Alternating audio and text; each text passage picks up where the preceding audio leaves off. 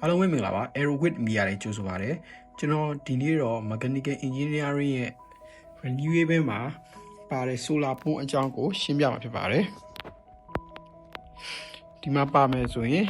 ကျွန်တော်တို့နေပါမယ်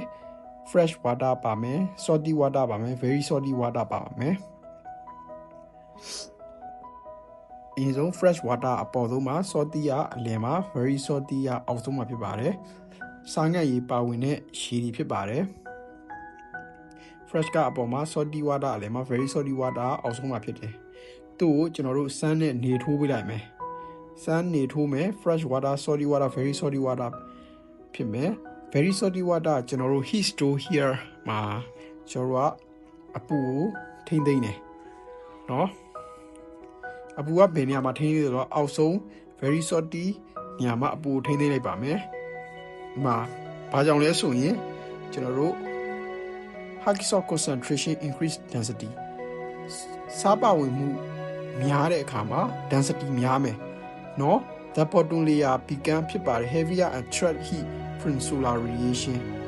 ကျွန်တော်တို့အောက်ဆုံး layer ကစားပါတော့ density များတော့လေးမယ်အလေးဆုံးနဲ့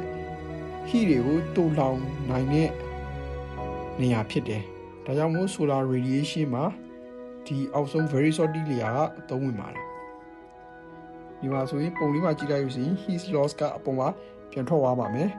เนาะအောက်ဆုံး very salty နေရာမှာ heat absorbing bottle ဆိုပြီးဖြစ်ပါတယ်အဲ့ဒါကတော့ကျွန်တော်တို့ solar ပုံအကြောင်းပဲဖြစ်ပါတယ်เนาะ